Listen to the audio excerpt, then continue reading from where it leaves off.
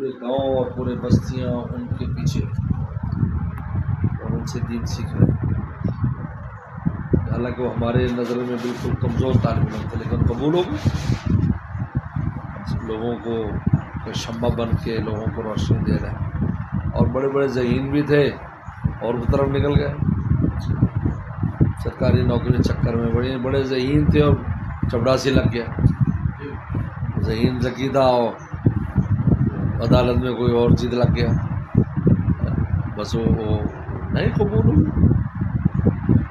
تو قابلیت اور قبولیت یہ دونوں لازم ہیں، یہ دونوں ہونی چاہیے. قابلیت بھی ہو، محنت کرے، قبولیت بھی ہو. اللہ کیا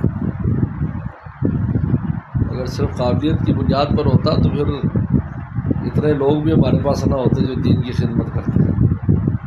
سارے تو ذکی نہیں ہوتے. صرف جو قبول ہوتے ہیں وہ چاہے جس طرح کے بھی لوگ ہوتے ہیں، اللہ تعالیٰ ان سے خدمت لیتا ہے، کام لیتا ہے، لوگوں کا ایمان بچانے کا اور اعمال صالحہ کے چلانے کا ذریعہ بنتے ہیں. الحمدللہ بڑوں کی تربیت میں سے ہمیشہ یہ بات سامنے رہی کہ کسی طالب علم کو چاہے وہ کتنا غبی کمزور کیوں نہ، اس کو کبھی یہ نہیں سمجھا کہ یہ بیکار ہے. ہو سکتا ہے بھائی یہی کام کا نکلا ہے. اور دوسرا ہے کہ ہر طرح کے طالب علم رکھتے ہیں، کوئی کمزور ہو قوی ہو، سب پتہ نہیں کام کا کون سا ہے. بعض اداروں کے طالب بڑے ذکی ذہین فارغ ہوئے سارے کاروبار میں لگے ہوئے، ساروں کو بینکوں میں نوکریاں کرنی، سب کو مال کمانا ہے، اور دیکھنے میں بڑی اونچی اونچی سندیں ان کے پاس ہیں.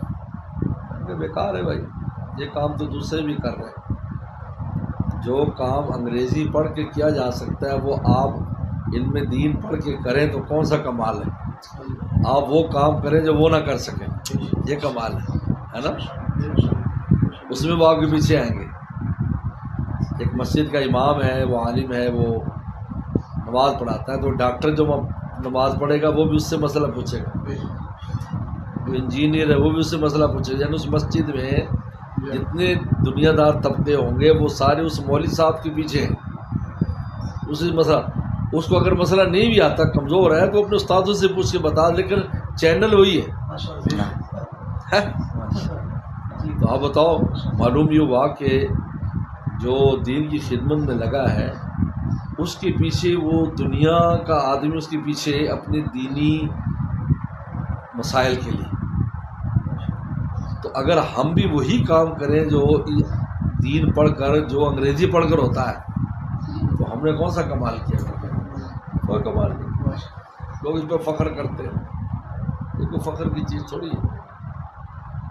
فخر تو یہ ہو کہ ایسی چیز، ایسا کام کرے کہ دنیا پڑھے اور انگریزی پڑھے ہوئے آپ کے محتاج ہوں. حضرت تھانوی رحمہ اللہ نے نواب سے کہا تھا نا کہ ہم 2 روٹی کھا کر سوتے ہیں، ہمارے پاس اتنی روٹی ہے، کھانے پینے کا نظام ہے کہ تمہارے محتاج نہیں، لیکن تمہارے پاس اتنا دین نہیں ہے کہ ہمارے بغیر چل سکو. اللہ، تو بتاؤ محتاج تم ہو یا محتاج ہم ہیں؟ نواب کے 2 لفظوں میں دماغ درست کر دیا، اس کی عقل ٹھکانے آ گئی. ان کا تم کس بات پہ ناز کرتے ہو؟ نوابی پر، مال پانی پر. وہ تو 2 روٹی کی ضرورت ہوتی ہے، وہ ہمیں مل جاتی ہے، ہم رات کو کھا کے سوتے ہیں. لیکن تمہارے پہ اتنا دین نہیں ہے کہ ہمارے بغیر چل سکو. تمہیں جگہ جگہ پہ ہماری ضرورت ہے. یار مولانا صاحب سے پوچھو، بھائی مولانا صاحب سے پوچھو. اسی طرح جتنے بھی اونچے لیول کا، کتنے بھی اونچے لیول کا کوئی بندہ ہے، دینی معاملات میں اس کو کسی عالم سے ہی رابطہ کرنا پڑتا ہے. کتنا بھی بڑا آدمی، چاہے وزیر بن جائے، وزیر اعظم بن جائے، صدر بن جائے، دینی معاملات میں اس کو اس سے پوچھنا ہوگا کہ جی آپ بتاؤ جی کیا کریں. آپ نکاح کا مسئلہ آ جائے، کوئی اور مسئلہ آ جائے تو علماء کو اس میں انوالو کریں گے. صدر کی بیٹی کا نکاح جو ہے وہ مولوی صاحب ہی کو پڑھائے گا، کوئی ایم این ایم پی اور وزیر تھوڑی پڑھائے گا. سب سے اس لیے قابلیت اور قبولیت، یہ 2 چیزیں بڑی ہیں. صاحب کیسے ہیں؟